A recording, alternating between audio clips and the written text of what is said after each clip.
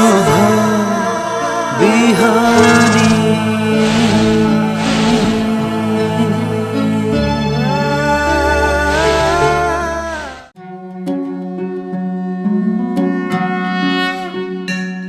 ओम स्वस्ति प्रजाभ्यः परिपालयन्तां न्याय्येन मार्गेण गतं महिषा। गोब्राह्मणेभ्यः शुभमस्तु नित्यं। लोकाः समस्ताः सुखिनो भवन्तु। अखण्डमण्डलाकारं व्याप्तमेन चराचरं तत्पदं दर्शितं येन तस्मै श्रीगुरवे नमः। समादरणीय दर्शकवृन्द, इमेज च्यानलको शुभ बिहानी कार्यक्रम मार्फत हामी उपस्थित भइसकेका छौँ। हामीले श्रीमद् भगवद गीताको बारेमा निरन्तर विचार विमर्श गर्दै आएका छौँ। गीताको 6औं अध्यायमा भगवान श्रीकृष्णले अर्जुनलाई योगको बारेमा र योग अन्तर्गत पनि विशेषतः ध्यान योगको बारेमा बताउनु भएको छ र ध्यान गर्दाखेरि त्यो ध्यानबाट सिद्धि प्राप्त गर्ने क्रममा आफ्नो मनलाई पहिला एकाग्र बनाउनु पर्छ भनेर भनियो। त्यसरी मनलाई एकाग्र बनाउँदा कामनालाई कसरी त्याग गर्ने र ध्यानमा बसिसकेको व्यक्तिले जसरी मन त अत्यन्त चञ्चल छ र त्यो चञ्चल मनलाई स्थिर गर्नको लागि के गर्ने, त्यो ध्यानको प्रक्रिया हामी प्रत्येक दिन ध्यान गर्नको लागि बस्छौँ र त्यो ध्यानको लागि आसनमा बसिसकेपछि त्यसका विभिन्न चरणहरू, ध्यानका ती चरणहरू पुरा गर्दै अगाडि बढ्छौँ र निरन्तरको अभ्यासबाट एकै दिनमा ध्यानबाट सिद्धि प्राप्त गर्न सकिँदैन र त्यो निरन्तरको अभ्यासबाट कसरी मनलाई नियमन गर्ने, कसरी इन्द्रियहरूलाई निग्रह गर्ने र त्यसबाट त्यसको अन्तिम लक्ष्य के हुन्छ त भने ध्यानबाट यो जीवात्मालाई, हामीभित्र भएको जीवात्मालाई परमात्मासँग लगेर जोड्नु, परमात्मामा लगेर मिलन गराउनु। ध्यानको सिद्धि अवस्था भनेको त्यो हो। यहाँ विशेषतः त्यसमा मनलाई निग्रह गरेर कामनालाई कसरी त्याग गर्न सकिन्छ र जीवात्मालाई परमात्मासँग कसरी मिलाउन सकिन्छ, हामी आज यो सन्दर्भमा चर्चा गर्दैछौँ। यसभन्दा अगाडिका विभिन्न सन्दर्भमा हामीले यो श्रीमद् भगवद गीताको जसरी क्रमिक रूपमा भगवान श्रीकृष्णले अर्जुनलाई बताउनु भएको छ, हामीले पनि त्यही क्रमलाई नै आधार मानेर त्यही क्रम अनुसार नै हामीले यसको व्याख्या, विश्लेषण र चर्चा गरिराखेका छौँ। त्यसो भएर निरन्तर यो हामीले गरेको यो श्रीमद् भगवद गीताको चर्चालाई निरन्तर श्रवण गर्ने र आफ्नो जीवनमा ती कुरालाई, हाम्रो व्यवहारमा ती कुराहरूलाई अभ्यास गर्ने र व्यवहारमा ती कुरालाई हामीले प्रयोग गर्ने गर्यौँ भने हाम्रो जीवनलाई, हाम्रा व्यवहारहरूलाई सहज बनाउन सकिन्छ। र त्यसरी ध्यानमा बसिसकेपछि ध्यानको निमित्त हामी तयार भएका छौँ। मैले ध्यानबाट सिद्धि प्राप्त गर्छु भन्ने चाहना पनि राखेका छौँ। त्यसमा मुख्य गरेर साधकका दुईवटा अवस्था हुन्छन्। एउटा त्यो ध्यानावस्थामा पुग्नको लागि ध्यानको कार्य प्रारम्भ गर्नु एउटा कार्य हुन्छ भने अर्को मैले यसरी यो प्रक्रियाबाट मैले मेरो जीवात्मालाई परमात्मासँग लगेर मिलन गराउँछु भन्ने कुराको प्रतिज्ञा गर्नु अथवा त्यो संकल्प गर्नु। अब यो साधनाको क्रममा भगवान बुद्धले जब बुद्धत्व प्राप्तिको लागि मनुष्यले साधना गर्छन् र त्यो साधनामा त्यहाँ बोधिचित्त भनेर भनिन्छ र त्यो साधनाको क्रममा त्यहाँ पनि एउटा बोधि प्रणिधि र बोधि प्रस्थान अथवा मैले बुद्धत्व प्राप्त गर्छु भनेर कसैले संकल्प गर्छ प्रतिज्ञा गर्छ भने त्यो एउटा चरण हो र त्यो संकल्प गरिसकेपछि बुद्धत्व प्राप्तिको लागि उसले क्रिया नै आरम्भ गर्यो अथवा साधना नै प्रारम्भ गर्यो तपस्या सुरुवात गर्यो भने यसलाई बोधि प्रस्थान। त्यो बुद्धत्व प्राप्तिको लागि यात्रामा हिँडिसकेको अवस्था र मैले बुद्धत्व प्राप्त गर्छु भनेर मनलाई आफ्नो निग्रहमा राखेको अवस्था। किनभने हामीले कुनै पनि कार्य गर्नको लागि सबैभन्दा पहिला हाम्रो शरीरले मात्रै मानेर हुँदैन। जुनसुकै काममा पनि शरीरलाई हामीले प्रवृत्त बनाउनु भन्दा पहिला शरीरलाई त्यो काममा लगाउनु भन्दा पहिला त हामीले मनलाई निग्रह गर्नुपर्छ अथवा मनलाई तत्पर बनाउनु पर्छ। त्यसपछि बल्ल शरीर त्यो कार्यमा प्रवृत्त बन्छ। जस्तै मैले ध्यान गर्छु, मैले यो ध्यान योगको साधनाबाट मैले सिद्धि प्राप्त गर्छु, जुन काम गरेर मेरो शरीरलाई मेरा व्यवहारलाई सहज हुन्छ भन्ने कुरा एउटा सबभन्दा पहिला सोच्ने कुरा हुन्छ भने साँच्चीकै त्यो कार्य गर्नको लागि हामीभित्र जुन आलस्यपन हुन्छ अथवा विभिन्न कार्यमा हामी अल्मलिएका हुन्छौँ त्यसबाट मुक्त गरेर त्यो साधनामा लगाउनको लागि मनलाई पहिला तत्पर बनाउनु पर्छ।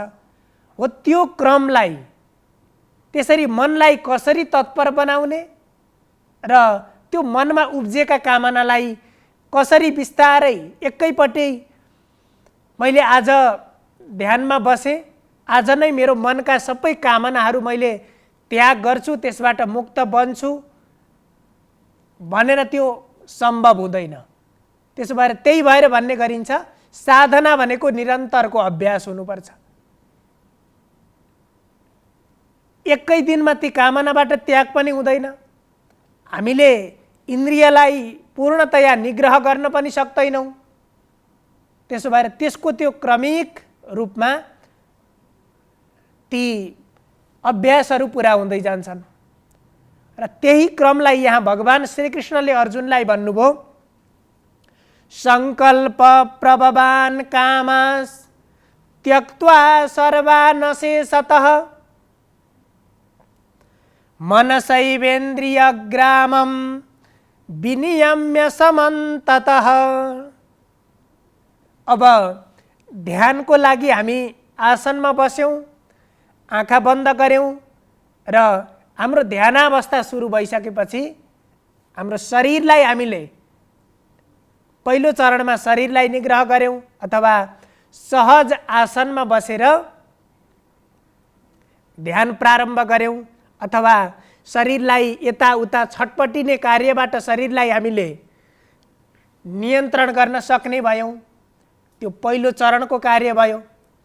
अब शरीर स्थिर भएर बस्न सक्ने त भयो। अब त्यसपछि मनमा विभिन्न विचारहरू उत्पन्न हुन्छन्, विभिन्न कामनाहरू मनमा उत्पन्न हुन्छन्। अब ती विचार र कामना जबसम्म मनमा आइरहन्छन् तबसम्म हामी त्यो ध्यानावस्थामा पुग्दैनौँ। त्यसकारण यहाँ भनियो सङ्कल्प प्रभवान कामान, मनका ती सङ्कल्पहरू, ती इच्छाहरू। कामना कसरी जन्मिन्छ भने इच्छाबाट कामना जन्मिन्छन् र ती जो आवश्यक नभएका कामनाहरू, त्यस्ता कामनाहरूलाई जब हामी त्यसरी ध्यानको लागि बस्छौँ त्यति बेला सबभन्दा बढी ती कामनाहरू मनमा आउँछन्। अरू बेला अरू काममा हामी व्यस्त भएको बेला बरु ती कामनाहरू कम हुन सक्छन्, किनभने हामी त्यो कार्यमा भुलेका हुन्छौँ, ती काममा हामी व्यस्त भइराखेका हुन्छौँ, हाम्रो मन पनि त्यतातिर लागिराखेको हुन्छ। तर जब हामीले सबै क्रियाहरूलाई, शारीरिक क्रियाहरूलाई छोडेर जब हामी ध्यानको लागि बस्छौँ त्यति बेला त सबभन्दा बढी अझै भनिन्छ मनका पनि विभिन्न अवस्था हुन्छन्, विभिन्न तहहरू हुन्छन्। त्यो हाम्रो चेतन मन नभएर अवचेतन मनमा रहेका ती इच्छाहरू, ती कामनाहरू जो हाम्रो निमित्त आवश्यक छैनन्, ती कामनाले गर्दाखेरि हामी कुनै पनि कार्यमा एकाग्र बन्न सकेका हुँदैनौँ। हो त्यस प्रकारका ती कामनाहरूलाई बिस्तारै ती कामनाहरूलाई त्याग गर्दै जानुपर्छ। ती कामनाहरू आउँछन् र तिनलाई स्वतः आउँदै जाँदै गर्ने ती कामनाहरू आउँदै जाँदै गर्छन् र जब ती कामनाहरूको अन्त्य हुन्छ त्यसपछि बल्ल राम्रा विचारहरू, त्यहाँ मनमा विचारहरू बल्ल प्रस्फुटित हुन्छन्। ऋषि महर्षिहरूले जङ्गलमा तपस्या गर्दथे अनि त्यो तपस्याबाट सिद्धि प्राप्त गर्थे, ज्ञान प्राप्त गर्दथे र त्यसरी सिद्धि प्राप्त गरेका कुराहरू हामीले, धेरै कुराहरू हामीले शास्त्रमा पढेका छौँ, सुनेका छौँ। त्यस्ता धेरै उदाहरणहरू छन् र त्यसमा पनि त्यो साधनाको क्रममा जब हामीभित्र भएका ती असङ्ख्य अनन्त जो कामनाहरू हुन्छन्, ती कामना नसकिएसम्म, ती कामनाबाट हामी मुक्त नभएसम्म त नयाँ कुरा त्यहाँ कहिल्यै पनि आउँदैन, नयाँ कुराको सिर्जना त्यहाँ कहिल्यै पनि हुँदैन। र यो ध्यानबाट सिद्धि प्राप्त गर्ने, ज्ञान प्राप्त गर्ने भन्ने कुरा यो संसार निरन्तर नयाँ कुरा प्राप्तिको गतिमा, निरन्तर परिवर्तनको अवस्थामा अगाडि बढिराखेको छ र आज विज्ञानले पनि धेरै कुराहरू, नयाँ कुराहरू पत्ता लगाएको छ र त्यो विज्ञान भनेको यो ध्यान योगबाट त्यस्ता ती नयाँ कुराको सिर्जना गर्न सकिन्छ। अथवा जब हामीभित्र भएका ती पुराना विचारहरू जब तिनलाई हामीले निर्मूल पार्न सक्दैनौँ, नयाँ कुरामा, नयाँ कुराको चिन्तनमा, आविष्कारमा हाम्रो मस्तिष्क, हाम्रो दिमाग प्रयोग हुनै सक्दैन। त्यसकारण यदि नयाँ सिर्जनाको खोजी हामीले गर्छौँ अथवा हाम्रा बालबच्चालाई पनि नयाँ कुराहरू खोज गर्न सकौन् र त्यस्ता कुराहरूतर्फ, नवीन विचारतर्फ, नयाँ सिर्जनातर्फ यिनीहरूको मस्तिष्क प्रयोग हुन सकोस् भन्ने यदि हामीले चाहन्छौँ भने पनि त्यसको निमित्त पनि यो ध्यान योगको अभ्यास गर्नुपर्छ। यदि त्यो होइन भने हामी त यस्तो बनेका छौँ, यी शास्त्रहरू एउटै वेदव्यास पनि एउटै मान्छे हो, तर एउटै व्यक्तिले त्यति धेरै शास्त्रहरू रचना गरिदिनु भयो भने त्यो वेदव्यासभित्र भएको जस्तो प्रतिभा प्रत्येक मनुष्यमा छ, प्रत्येक मानवभित्र त्यो तत्त्व छ। किनभने हामीले त भगवानलाई खोज्नको लागि, भगवानलाई भेट्नको लागि अर्को कुनै ग्रहमा अथवा अर्को कुनै लोकमा जानु पर्दैन। यहाँ त भगवान श्रीकृष्णले पनि म अर्जुनलाई भन्नुभएको छ, अथवा तिमीले आफूलाई हेर, आफूभित्र खोज र तिमी भित्र नै मलाई भेट्नेछौ भनेर भगवानले भन्नुभएको छ। अब हामीले आफूभित्रै त्यो परमात्मा तत्त्वलाई भेट्न सक्छौँ। त्यसकारण यहाँ सामान्यतया बुझ्दाखेरि यो ध्यानबाट पनि आफूभित्र भएको त्यो परमात्मालाई, जुन बाह्य यो हाम्रो शरीर यो जीवात्मा छ, यो जीवात्माले साधनाबाट, योगको ध्यानको साधनाबाट हामी जब ती नराम्रा अथवा ती अनावश्यक विचारहरूलाई हामीले पूर्णतया त्याग गर्न, तिनबाट मुक्त हुन सक्यौँ भने भित्र भएको त्यो साक्षात् परमात्माको दर्शन स्वतः हुन्छ, अथवा त्यो स्वरूपलाई स्वतः अनुभव गर्न सकिन्छ। यदि ऐनामा मैला लागेको छ भने जबसम्म त्यो ऐनामा भएको त्यो मैलालाई हामीले, त्यो मैलोपनलाई जब निर्मूल पार्न सक्दैनौँ, त्यसलाई सफा गर्दैनौँ, तबसम्म जति हेरे पनि, जुन कोणबाट हेरे पनि त्यहाँ आफ्नो वास्तविक स्वरूप, वास्तविक सही अनुहार त देखिँदैन।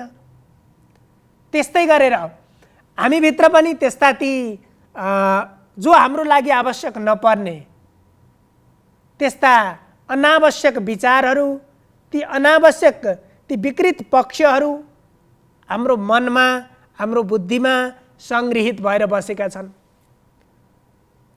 मनुष्य गलत कर्ममा किन प्रवृत्त बन्छ? हाम्रो बुद्धि नराम्रा कर्महरूमा किन लाग्छ?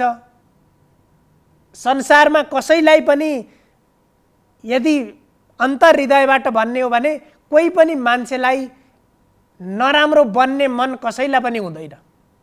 मैले नराम्रो काम गर्छु भन्ने पनि कसैलाई हुँदैन, किनभने त्यो अन्तर्हृदयमा भएको उसको त्यो वास्तविक स्वरूप भनेको त त्यही परमात्माकै स्वरूप छ। तर पनि मान्छेले नराम्रा काममा प्रवृत्त बनेका छन्। विभिन्न हत्या, हिंसा, व्यभिचार जस्ता कर्ममा मान्छे प्रवृत्त भएका छन्।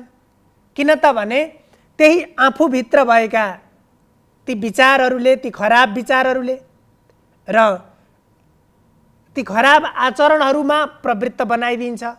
बुद्धिलाई पनि मलिन बनाइदिन्छ, मनलाई पनि दूषित बनाइदिन्छ। त्यसकारण ती सम्पूर्ण खराब विचारलाई निर्मूल पार्नको लागि या तिनैलाई भन्नुभयो भगवान श्रीकृष्णले सङ्कल्प प्रभवान कामान।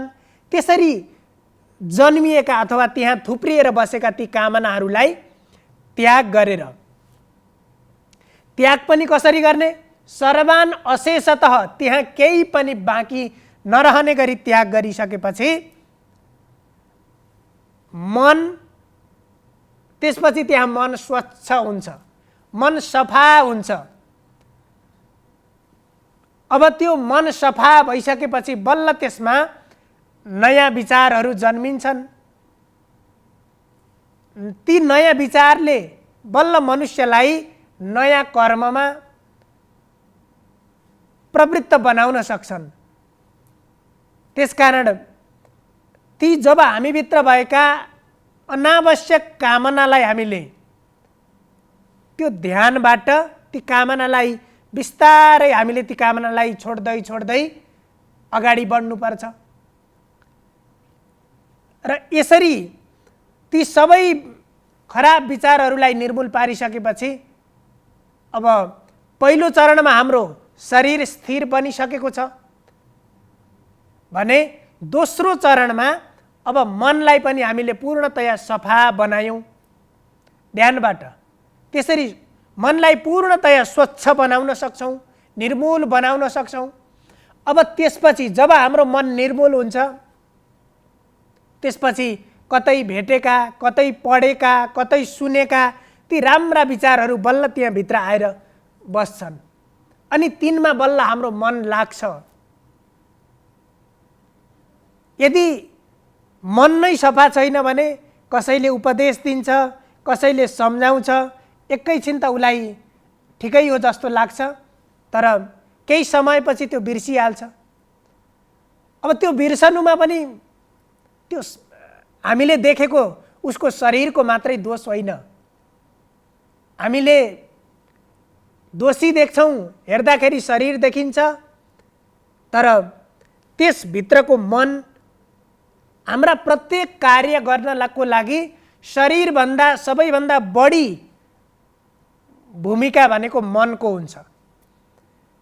त्यसकारण राम्रा कुरा कसैले गरेको छ भने तिनलाई उसले व्यवहारमा किन लागू गरेन भन्दा मनले ती विचारहरूलाई ग्रहण गर्न सक्ने बनेको छैन र शरीरमा हुने विभिन्न क्रियाहरू अथवा शरीरमा देखिने विभिन्न विकृत पक्षहरू तिनको पछाडि मनको महत्त्वपूर्ण भूमिका हुन्छ र शरीरमा लाग्ने विभिन्न रोगको पछाडि पनि मनको भूमिका हुन्छ। त्यसो भएर शरीरलाई स्वस्थ बनाउनुभन्दा अगाडि, शरीरलाई सही कर्ममा प्रवृत्त बनाउनुभन्दा अगाडि हामीले मनलाई स्वस्थ बनाउनुपर्छ र त्यो मनलाई स्वस्थ बनाउने बाटो भनेको अथवा मनको उपचार गर्ने विधि भनेको ध्यान नै हो। अब यो ध्यान गर्न कति सजिलो छ, धेरै लाखौं लाख पैसा कसैलाई दिनु पनि पर्दैन, मसँग यति सम्पत्ति छैन भनेर दुखी हुनु पनि पर्दैन, केवल भित्रबाट अन्तर्हृदयबाट मैले मेरो मनलाई पवित्र बनाउँछु भन्ने चाहना भए मात्रै पुग्छ। त्यसकारण यो अध्यात्मको मार्ग भनेको सबैको निमित्त सहज छ, सबैको निमित्त सजिलो छ। त्यसकारण पनि यो मार्गभित्र सबै अटाउनुपर्छ। यो कसैको निमित्त मात्रै होइन कि सबैको निमित्त हो। जस्तै किन हो भन्दाखेरि बुद्धले जुन एउटा बुद्धत्व प्राप्तिको मार्ग बताउनु भयो त्यसमा पनि मैले कल्याण प्राप्त गर्ने अथवा बुद्धत्व प्राप्त गर्ने, म बुद्ध किन बन्ने त भन्दाखेरि बुद्धो भवेयम जगतो हिताय, म बुद्ध बन्छु के को लागि? सबैको हितको लागि, सबैको कल्याणको लागि अथवा सबैलाई राम्रो बनाउनको लागि। यस्तो उदार मार्ग यो गीताले हामीलाई प्रदान गरेको छ, हाम्रा शास्त्रहरूले प्रदान गरेका छन्। त्यसो भएर यो ध्यानको मार्गमा पनि हामीले अब मनलाई स्वच्छ बनाउने दोस्रो चरणको हामीले चर्चा गर्यौं र यसमा मनलाई पवित्र बनाइसकेपछि बल्ल हाम्रो ध्यान लाग्ने बाटोमा बल्ल हामी पुग्छौं। यसरी ध्यान गर्दाखेरि, त्यसकारण यो मैले क्रमिक रूपमा किन यो भनिराखेको छु भने हामीलाई अत्यन्त छटपटी हुन्छ, ध्यान बसेको छ, ध्यानमा बसेको छ, ध्यान लाग्दैन, त्यसले अत्यन्तै छटपटी बनाउँछ। त्यसकारण ध्यानमा बस्दाखेरि, ध्यान गर्दाखेरि धैर्य बन्नुपर्छ, प्रयत्न गरेर पनि, मन नलागेर पनि त्यो मनलाई लगाउन पनि बिस्तारै बानी पार्नुपर्छ। आज अलिकति छटपटी हुन्छ, भोलि अलि कम हुन्छ, पर्सि अलि कम हुन्छ, त्यसरी त्यसलाई त्यहाँ धैर्य बनाउँदै त्यो धैर्यतालाई कायम राख्दै हामीले ध्यानको अभ्यास गर्नुपर्छ र त्यसरी निरन्तर अभ्यास गरिसकेपछि एक दिन हामी पनि त्यो ध्यानावस्थामा पुग्न सक्छौं र त्यो परमात्मा जुन शास्त्रले परमात्मा प्राप्ति भनेको छ त्यो परमात्मा प्राप्तिको लागि अन्यत्र कुनै ठाउँमा जानु पर्दैन, हामीले आफूभित्रै त्यसको साक्षात अनुभव गर्न सक्छौं र त्यसको अभ्यासमा हामी सबै लागौं। सर्वे भवन्तु सुखिनः, सर्वे सन्तु निरामया, सर्वे भद्राणि पश्यन्तु, मा कश्चित् दुःखभाग् भवेत्। हजुरहरूको दिन शुभ होस्। धन्यवाद।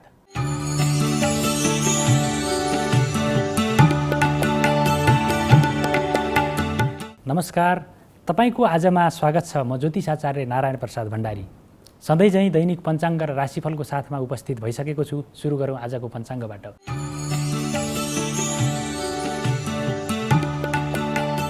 आज विक्रम सम्वत 2079 असार 27 गते सोमबार, ईस्वी सम्वत 2022 जुलाई 11 तारिक, नेपाल सम्वत 1142, नल नामक संवत्सर, सूर्य उत्तरायण, ग्रीष्म ऋतु, आषाढ शुक्लपक्ष द्वादशी तिथि बिहान 7:39 त्यसपछि त्रयोदशी तिथि सुरु हुनेछ। ज्येष्ठा नक्षत्र, शुक्ल योग, बालव करण, आनन्दादि योगमा पद्मयोग। आज चन्द्रमा वृश्चिक राशिमा भ्रमण गर्नेछन्। आज बिहान 7:30 बजेदेखि 9 बजेसम्म राहुकाल रहने भएकाले त्यस अवधिमा सम्भव भएसम्म कुनै पनि शुभ कार्यको थालनी नगर्नुहोला। आज सोम प्रदोष व्रत र विश्व जनसङ्ख्या दिवस। काठमाडौँमा सूर्योदय बिहान 5:17 भयो भने सूर्यास्त साँझ 7:01 हुनेछ। अब लागौँ 12वटा राशिहरूमा ग्रहहरूको प्रभाव आजको दिनमा के कस्तो रहनेछ भन्नेतर्फ। मेष राशि हुनेहरूका लागि आजको दिन अनुकूल रहेको देखिन्छ। आजको दिनमा गरेको मेहनतको परिणाम प्राप्त गर्न सकिनेछ। त्यसै गरी आफन्तजनमा सौहार्दतापूर्ण सम्बन्धका साथ दिन व्यतीत हुनेछ। त्यसै गरी अपरिचित व्यक्तिसँगको सम्बन्धले नयाँ सहकार्यको वातावरण दिलाउनेछ भने मान सम्मान, आफूले गरेका कामको उचित मूल्याङ्कन हुनेछ। वृष राशि हुनेहरूका लागि आजको दिन केही चुनौतीपूर्ण रहेको देखिन्छ। आजको दिनमा दाम्पत्य जीवनमा दरारहरू उत्पन्न हुने, असमझदारीहरू बढ्ने, सम्बन्ध बिग्रिने अवस्था रहेको देखिन्छ। प्रेम जीवनमा पनि प्रेम दुर्घटित हुने अवस्थामा पुग्नेछ। त्यसै गरी आजको दिनमा गरेका मेहनतहरू बाट सफलता प्राप्त गर्न सकिने छैन। खर्चमा बढोत्तरी हुनेछ, आम्दानीको अवस्था न्यून हुनेछ। त्यसै गरी बोलीको कारणले गर्दाखेरि पनि विभिन्न खालका असमझदारीहरू बढ्ने, विवादहरू उत्पन्न हुने रहेको देखिन्छ। त्यसै गरी सरकारी कडाउको शिकार भइनेछ। दण्ड जरिवानाको भागीदार बन्नुपर्ने अवस्था पनि आजको दिनमा रहेको छ। मिथुन राशि हुनेहरूका लागि आजको दिन अत्यन्तै अनुकूल रहेको देखिन्छ। आजको दिनमा शत्रुहरूमाथि विजय प्राप्त गरेर आफ्ना कदमहरूलाई सशक्त रूपमा अगाडि बढाउन सकिनेछ। त्यसै गरी आजको दिनमा मुद्दा मामिलाबाट छुटकारा पाइनेछ। न्यायिक फैसलाहरू आफ्नो पक्षमा रहनेछन्।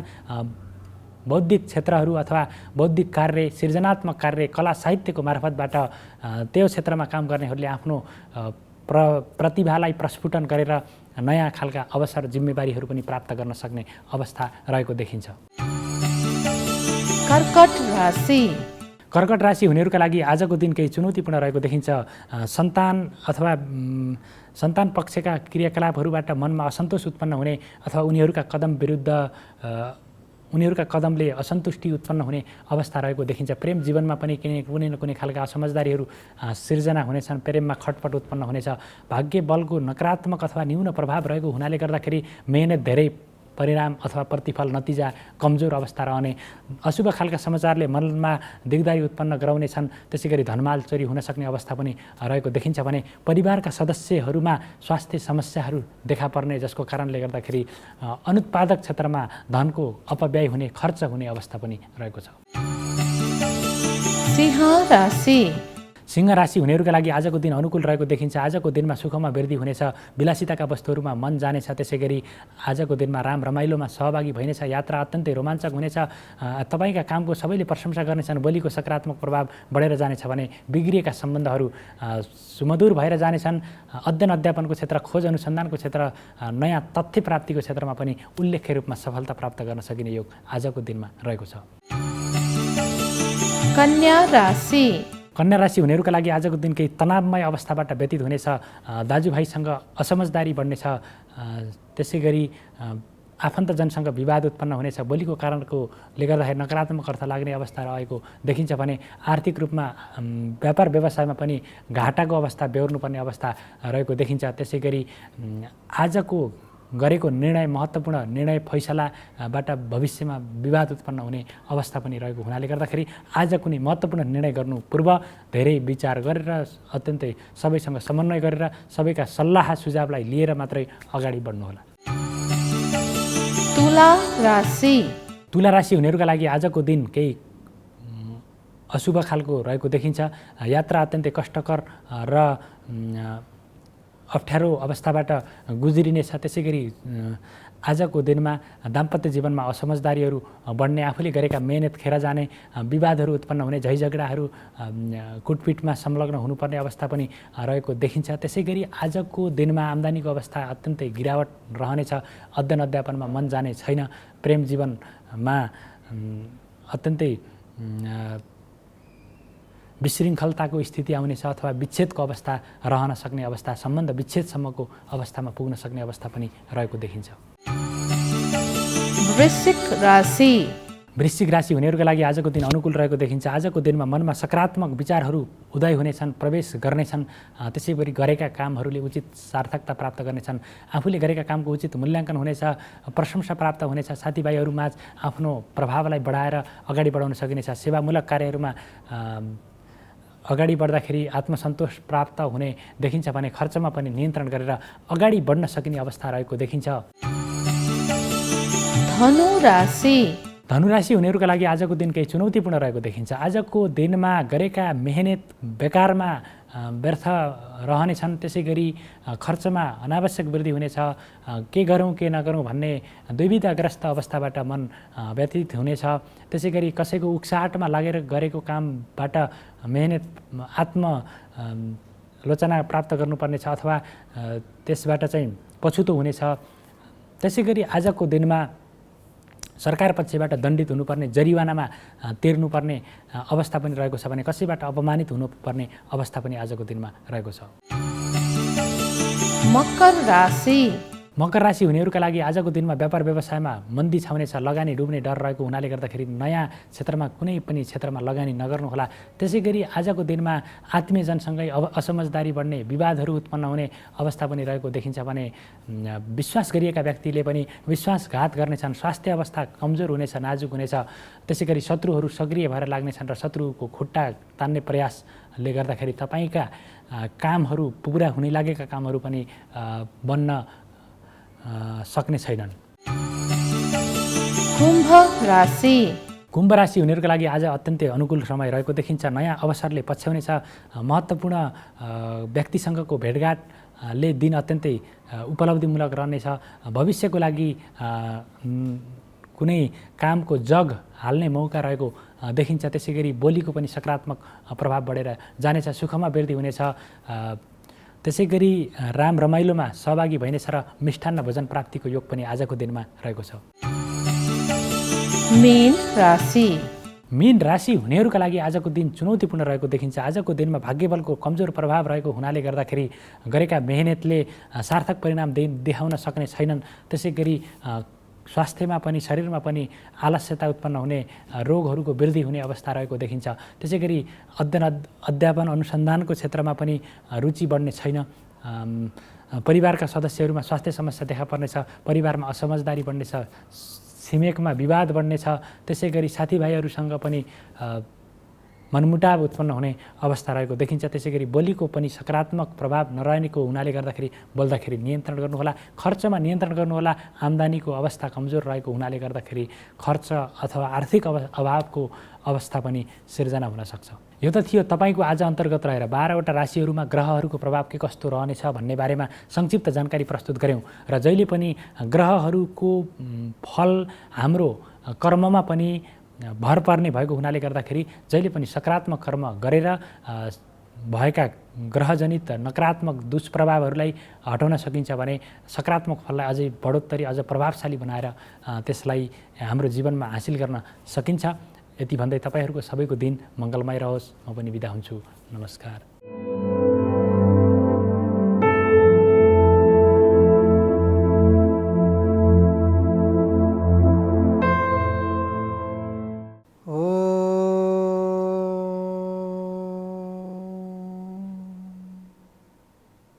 नवमिड्यते भ्रवपुषे तडिदं मराय गुञ्जावतं सपरिप्रेजलसन्मुखाय वन्यास्रजे कमलवेत्रविषाणवेणु लक्ष्मश्री मृदुपते पशुपाङ्गजाय।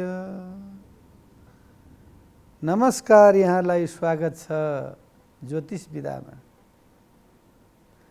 आदरणीय सज्जन भक्तवृन्द, आजको श्रृङ्खलामा नयाँ विषय वस्तु लिएर हजुरहरूको सामने उपस्थित भएको छु। हुन त ज्योतिष भन्ने बित्तिकै यो सम्पूर्ण षड्शास्त्रको नेत्रलाई वर्णन गरिएको छ। त्यो षड्शास्त्रको नेत्र आँखा जसरी लोचन भनिन्छ, यसले सम्पूर्ण तिथि मिति घडी पला सबैको जानकारी गराउँछ। यो द्वारा नै संसार चाहिँ नि चलिरहेको छ। ऐन संवत्सर 60वटा संवत्सरहरू छन्। प्रभव, विभव, प्रजापति, शुक्ल, प्रमक्ति, अंगिरा, श्रीमुखा, धाता, एवं क्रमले अहिले नन्दन नाम गरेको संवत्सर चलिरहेको छ। उत्तरायण यसरी संकल्प गर्दाखेरि हरिओम तत्सत, हरिओम तत्सत, हरिओम तत्सत, ओम विष्णु, ओम विष्णु, ओम विष्णु।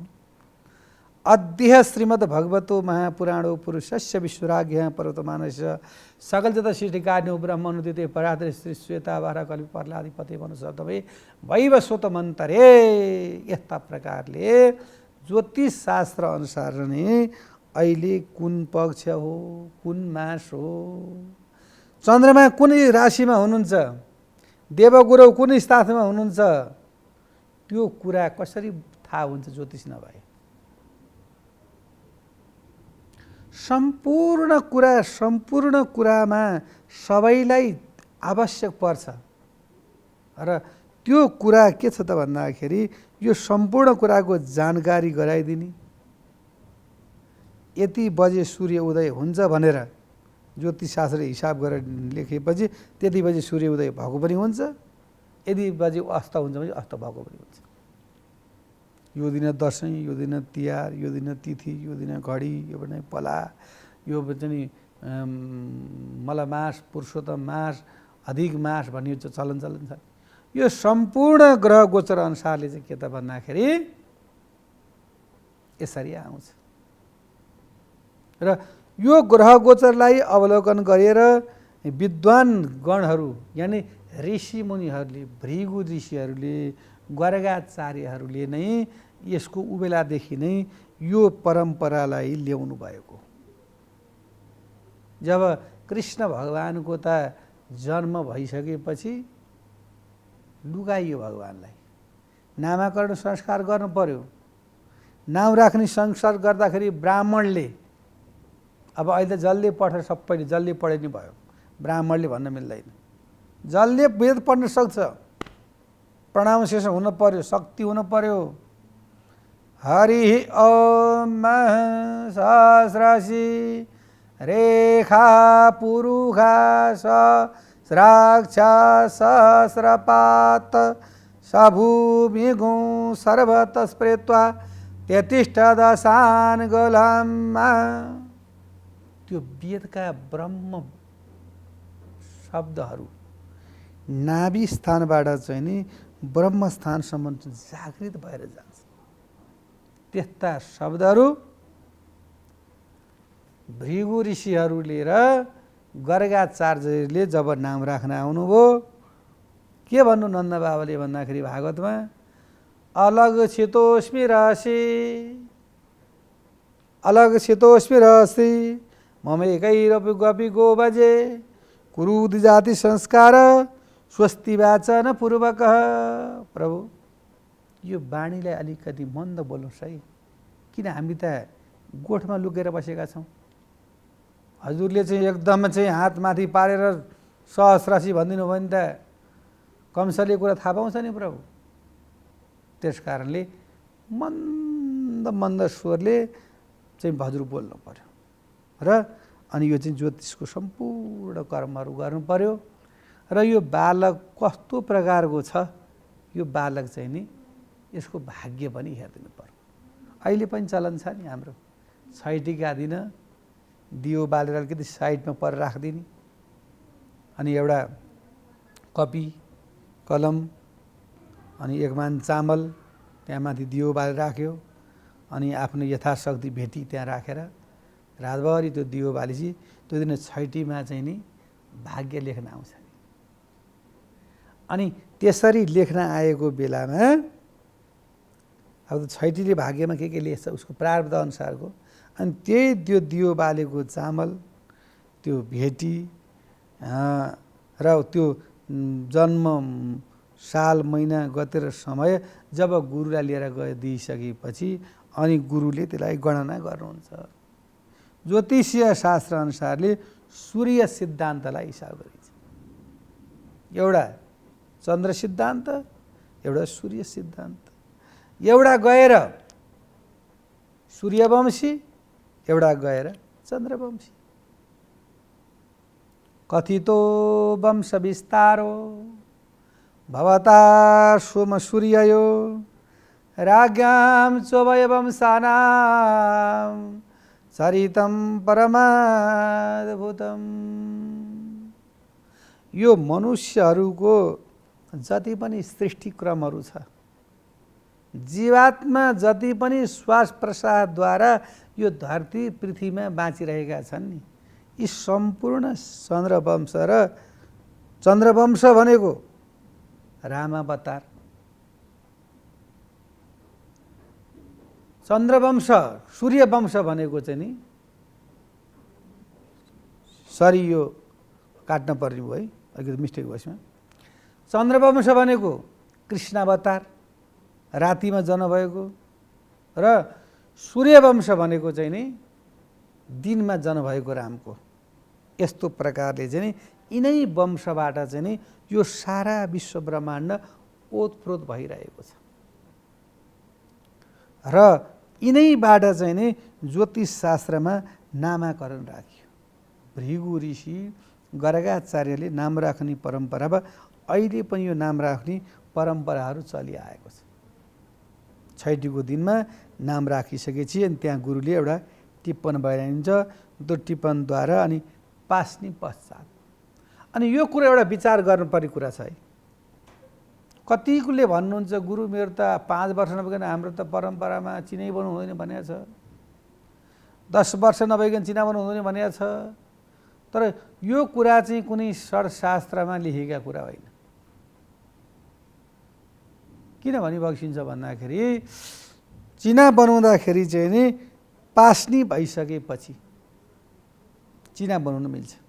कतिको त्यस्तो छ मनमा सोचाइ क्या, 5 वर्ष 10 वर्षपछि बालक चिना बनाइएन भने त बालक मूल पर्यो कि मगा पर्यो कि अश्लेषा पर्यो कि ज्येष्ठा पर्यो कि कालसर्पयोग पर्यो कि माङ्गली पर्यो कि के दोषमा जन्मेछ बच्चा, त्यो कुराको थाहा पाउनु पर्यो।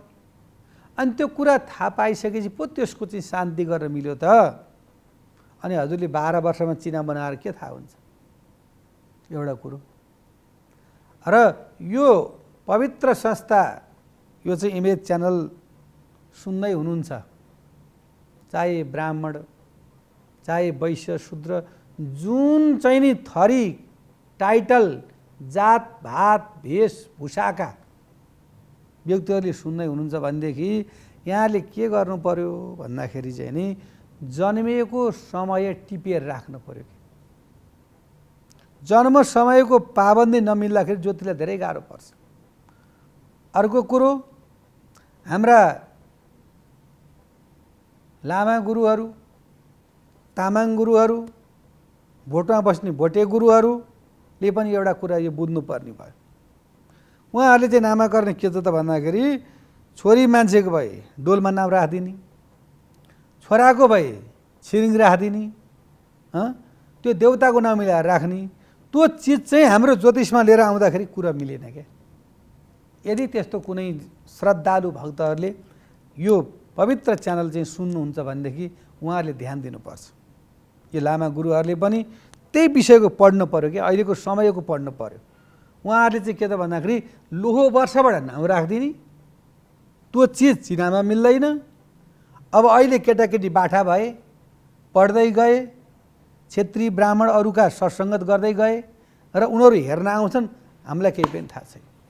मेरो नाम छिरिङ, मेरो नाम पासाङ, मेरो नाम दोर्जे, मेरो नाम यो त्यो र त्यो कुरा मिल्दैन। र यहाँहरूलाई म नम्र निवेदन के गर्छु भनेदेखि यहाँहरूले पनि अहिलेको सफ्टवेयर नै प्रयोग गरेर साल महिना गते समय प्लेस देशान्तर, ऋणान्तर, स्टान्टर त्यो सबै कुरा मिलाएर यहाँले नाउँ राखिदिनु भयो भनेदेखि अति नै उत्तम हुन्थ्यो। यो भयो पहाडी जिल्लाको लागि। अब हामी जाउँ तराई जिल्लाको लागि जाउँ। अब तराई जिल्लामा के छ त भन्दाखेरि जति पनि यादव भयो, महत्त्व भयो, झा भयो, तेली भयो, यो सम्प्रदायमा न्वार्न गर्ने चलन छैन। बुवा आमालाई यो थाहा नै छैन कतिखेर जन्मियो। अब छोराहरू चाहिँ 11 पढ्ने भए, 12 पढ्ने भए, ब्याचलर पढ्ने भए, डिग्री पढ्ने भए, आउँछन् गुरु चिना हेराइदिनुहोस्, हमको पनि कुछ जानकारी हो जाए अच्छा भन्छ। अब उनीहरूको पनि मातापिताले अब अहिले चाहिँ त अधिकतर उनीहरू शिक्षामा प्रबल छन्, अगाडि छन्, हुनु राम्रो कुरो, सबैले पाइन्छ, कसैको भेदभाव छैन। यो तराई, पहाड, हिमाल सबै पराई कोही पनि छैन, एउटै हो। तर उहाँहरूले पनि अब के गरिदिनु पर्यो भनेदेखि बालबच्चाको टाइम एक कुरो टिप दिनु पर्यो। किन अहिलेका जति पनि 11-12 का र ब्याचलरका केटाहरू यति पीडित छन्, यति आउँछन् बिचरा, गुरु मेरो के विषय लिएर पढ्ने होला, म कुन फ्याकल्टीमा जाने होला भनेर सोध्छन् क्या उनीहरूले। अब हातबाट त आउनु त हल्का आउँछ। हात भनेको कस्तो भन्दाखेरि धमिलो खोलामा हेरेको जस्तो हात भनेको, तर चिना भनेको कस्तो चिज भनी मगिन्छ भन्दाखेरि प्रष्ट एकदम यो व्यक्ति कस्तो खान्छ, कस्तो लाउँछ, यसको स्वभाव प्रक्रिया हेबिट कस्तो छ, यसले कति विवाह गर्छ, यो कति वर्षमा चाहिँ विद्या अध्ययन गर्छ, कति वर्षमा जागिर खान्छ, सरकारीमा जान्छ कि यो युएनमा जान्छ कि न अन्य कर्म यसले गर्दछ कि, यसले विवाह कस्तो कास्टमा गर्छ कि, इन्टर कास्टमा गर्छ कि स्वकास्टमा गर्छ कि। अब अहिले हाम्रो त संविधानद्वारा नै त्यस्तो बनाइएको छ कि जातभात केही छैन भन्ने कुरा छ, तर मान्ने परम्पराले मान्छन् नि, सबैले मान्छन्। त्यस कारणले सकेसम्म चाहिँ के त भन्दाखेरि चाहिँ नि समय भइदियो भनेदेखि चाहिँ नि त्यो चिनामा सबै थाहा हुन्छ। प्रथम घर, द्वितीय घर, तृतीय घरदेखि 12औं घरसम्ममा यदि प्रथम लग्नको माङ्गली पर्यो त्यो व्यक्ति, र व्यक्ति यदि सप्तम घरमा शनि या राहु परेको छ भने त्यसले चाहिँ नि स्वकास्ट भनेको आफ्नो थरमा बिहे गर्दै गर्दैन, यो कुरा पक्का हो। उसले इन्टरै कास्ट विवाह गर्छ, अन्तर्जातीय विवाह गर्छ, र इन्टर कास्टको केटा या केटी छ र सप्तम घरमा गएर चाहिँ नि बृहस्पति गुरु बस्नु भएको छ भनेदेखि, किनभने सप्तम घर भनेको पतिको स्थान हो, पतिको स्थान भनेको श्रीमानको घर हो, श्रीमानको घरमा बृहस्पति गुरु भनेको ब्राह्मण हो। शुक्र बस्यो भने ब्राह्मण र गएपछि बृहस्पति भन्यो ब्राह्मण, र यी 12वटा राशिमा फेरि हजुरको शुक्र राशि, गुरु राशि, वृष राशि र तुला राशि, वृष राशि, धनु राशि र मीन राशि भनेका चाडा ब्राह्मण राशि हुन्। र यी चाडा राशिका व्यक्ति चाहिँ नि एकदम भक्ति भावका, सबैलाई चाहिँ नि समभाव गर्नेवाला त्यस्ता खालका हुन्छन्। भनेपछि यो कुण्डलीमा राशिको प्रक्रिया पनि यस्तो प्रकारले वर्णन गरिएको छ। राशिको प्रक्रिया अनुसारले, र मैले हुन त कुनै समयलाई कसैलाई पनि मैले भेदभाव राखेको होइन, र समय परिवेश अनुसारले यो ज्योतिष शास्त्र अनुसारमा सम्पूर्ण कुरा वर्णन गरिएको छ। र त्यो कुण्डली कसैको यदि उच्चा छ, कुण्डली उच्चा छ भनेदेखि व्यक्तिले सरकारी तवरमै जागिर खाएको हुन्छ। हामीलाई कसरी थाहा हुन्छ? यदि हामी चाहिँ वरिष्ठ डाक्टर कहाँ गयौँ, हामीले 800-1000 रुपियाँ फी तिरेर डाक्टरलाई देखायो भने पहिला उहाँले चाहिँ नि युरिन चेक गराउन लाउनुहुन्छ, स्टुल चेक गराउन लाउनुहुन्छ, ब्लड चेक गराउन लाउनुहुन्छ, कल्चर चेक गराउन लाउनुहुन्छ, अनि मात्रै दबाई लेख्नुहुन्छ। अनि ज्योतिष कहाँ र हामी कहाँ एक मुठी चामल र 50 रुपियाँ हालेपछि टक्क चुप लाएर ल प्रभु मेरो सबै कुरा चाहिँ फलित गर्नु पर्यो भने ज्योतिषले कसरी थाहा पाउँछ? उसको घर हेर्छ, उसको 12औं घरमा हेरेपछि बाबु तिमीलाई यो रोग लाग्यो भन्ने कुरा ठ्याक्कै थाहा हुन्छ। या तपाईँलाई भूत लागेछ कि पिसाद लागेछ, मसान लागेछ कि कुन दोष लागेछ भन्ने कुरा सम्पूर्ण कुरा चाहिँ नि ज्योतिष शास्त्रबाट थाहा हुन्छ। र अब मानिलिनुहोस् हजुरको चाहिँ नि लग्नमा चन्द्रमा र बृहस्पति उच्च भएर बसेको छ भने हजुरले सरकारी तवरमै जागिर खानुपर्छ। किन? चन्द्रमा र बृहस्पति एउटै घरमा बस्नु भनेको गजकेशरी योग। दशम घरमा यदि दशम स्थान भनेको पिताका स्थानमा यदि चन्द्रमा र बृहस्पति बसेको छ भने त्यो मान्छे मन्त्री नै हुन्छ, ठुलो ओदामा पुग्छ। अष्टम स्थानमा गएर मृत्युको घरमा गएर शनि ग्रह बसेको छ भने त्यसको आयु शनिकै स्थानमा शनि नै ग्रह यदि बस्छ भने त्यो व्यक्ति चाहिँ नि 85 वर्ष बाँच्छ। वज्रले हान्दा पनि त्यसलाई केही हुँदैन अरे, त्यत्रो उसको आयु हुन्छ। अष्टम स्थानमा चाहिँ नि शनिका घरमा गएर चन्द्रमा बस्यो भनेदेखि त्यो व्यक्ति सधैँभरि के हुन्छ भन्दाखेरि साइनेक्स रुगा लाग्ने हुन्छ, त्यसलाई सधैँभरि रुगा लागिरहने, चिसो लाग्ने, कष्ट हुने, बडा गाह्रो हुने प्रकारको हुन्छ। त्यस कारणले यो समय, परिवेश, ज्योतिषशास्त्र सम्पूर्ण कुराहरूमा चाहिँ यहाँहरूले विचार गरेर यहाँहरूको कुण्डलीद्वारा यहाँलाई त्यस्तो हेराउन इच्छा छ भनेदेखि हाम्रो यो इमेज च्यानलद्वारा गुरुहरूको नम्बर मागेर यहाँहरूले हामीलाई भेट्न पनि सक्नुहुन्छ। र त्यसरी यहाँको चाहिँ के छ त भन्दाखेरि तपाईँको चाहिँ नि भाग्यको निरूपण हुन्छ। यहाँले रङ, यहाँलाई चाहिँ नि अङ्क, यहाँहरूले गर्ने कर्तव्य के कस्तो चाहिँ रूपमा जाँदाखेरि यहाँहरूको जीवनमा कसरी सुख शान्ति समृद्धि हुन्छ र कसरी आनन्द हुन्छ भन्ने कुरालाई यहाँले प्राप्त गर्नको लागि ज्योतिषशास्त्रको ध्यान दिनुपर्छ भन्दै आजको समयबाट बिदा चाहन्छु। हस्त नमस्कार। शुभ बिहानी।